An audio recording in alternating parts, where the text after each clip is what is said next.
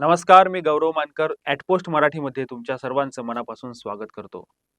एस-आय-टीच्या अहवालाबद्दल आपण मागच्या एपिसोडमध्ये चर्चा केलेली होती आणि एस-आय-टी अहवालासंदर्भामधील मुदत संपलेली असून आता एस-आय-टी अहवाल त्या एस-आय-टी कमिटीला राज्य शासनाकडे म्हणजे शिक्षण विभागाकडे सादर करणं बंधनकारक होतं.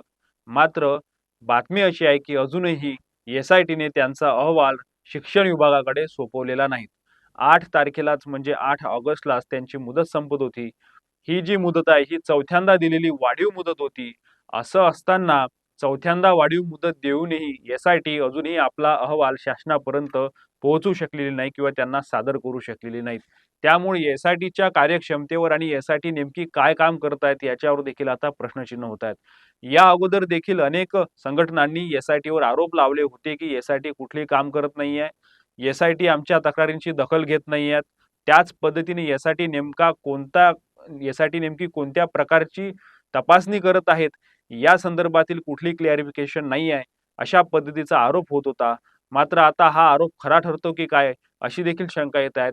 कारण चौथ्यांदा मुदतवाढ मिळूनही मागच्या 6 ते 8 महिन्यांपासून आतापर्यंत तपास सुरू असूनही अजूनही एस-आय-टीने अहवाल सादर काय केले नाहीत हा महत्त्वाचा प्रश्न आहे. परंतु यामध्ये महत्त्वाची बातमी अशी आहे की एस-आय-टीने अहवाल सादर करणे सोडाच, परंतु एस-आय-टीने अजूनही अहवाल लिहिले तयारच केले नाहीत किंवा तो अजूनही टाइप किंवा लिहिलेलाच नाही अशा पद्धतीची आतील माहिती आहे.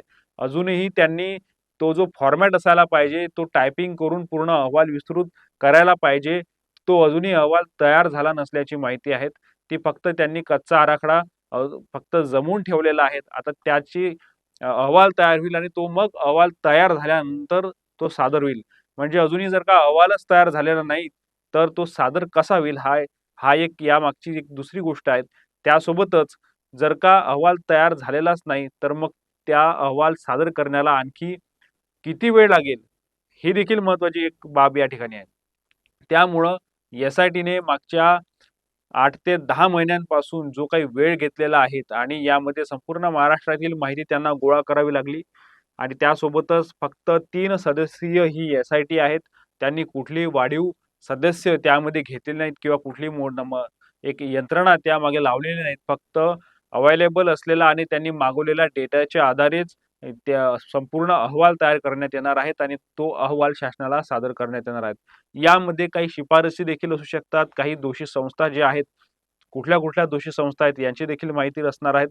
त्यासोबतच ज्या संस्था ज्या संस्थेंनी 2 मे 2012 नंतर ज्या संस्थांमध्ये शिक्षक भरती झालेली आहेत प्राथमिकमध्ये, अशा सगळ्या संस्थांची चौकशी आणि सगळ्यांची माहिती त्यांनी मागवली आणि जे नियमबाह्य पद्धतीने शालार्थ आयडी देण्यात आला आणि शालार्थ आयडी देऊन त्यांना वेतन अदा करण्यात आले आहेत. अशा संस्थांची चौकशी, संपूर्ण महाराष्ट्रातील चौकशी या अहवालामध्ये त्याची माहिती राहणार आहेत आणि त्यावर आता येणाऱ्या काळामध्ये चौकशी बसणार आहेत. परंतु आता या अहवाल काय म्हणतो, अहवाल नेमका कुठली शिफारस करते, कुठली शिक्षा द्यायला किंवा कुठल्या नियमानुसार कारवाई करायला लावते, हे आता अहवाल आल्यानंतर समोर समजणार आहेत. त्यामुळे अहवाल कधी येणार हा सगळ्यात महत्त्वाचा प्रश्न संपूर्ण राज्यातून पुढे येत आहेत. शिक्षण क्षेत्रामधून येत आहेत, संस्था चालकांच्या माध्यमातून देखील येत आहेत, अनेक शिक्षक संघटनांच्या माध्यमातून देखील येत आहेत.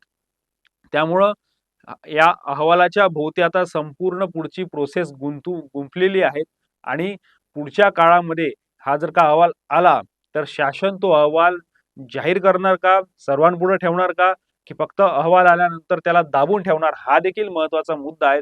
त्यामुळं अहवाल अजून तयार व्हायचा आहे, अशा पद्धतीची आमच्या सूत्रांची माहिती आहे. तो अहवाल तयार झाल्यानंतर तो अहवाल शासनाकडे सादर होईल आणि शासन मग त्या अहवालाचं काय करणार, हा देखील महत्त्वाचा प्रश्न आहे. एस-आय-टीच्या या अहवालाबाबत आम्ही देखील लक्ष ठेवून आहेत. अनेक शिक्षण तज्ञांशी आणि अनेक या वेगवेगळ्या ज्या शिक्षक संघटना आहेत, त्या नेत्यांशी देखील आमचं बोलणं सुरू आहे. काही सरकारी अधिकाऱ्यांशी देखील बोलणं सुरू आहे.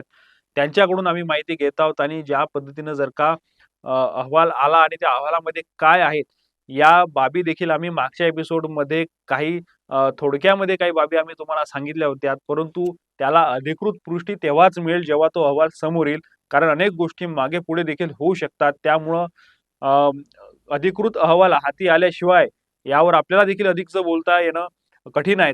म्हणून अहवालाची देखील वाट पाहणं आहे आणि आता हा अहवाल शासनाकडे कधी सादर होणार आहे याची देखील आता वाट बघावी लागणार आहे.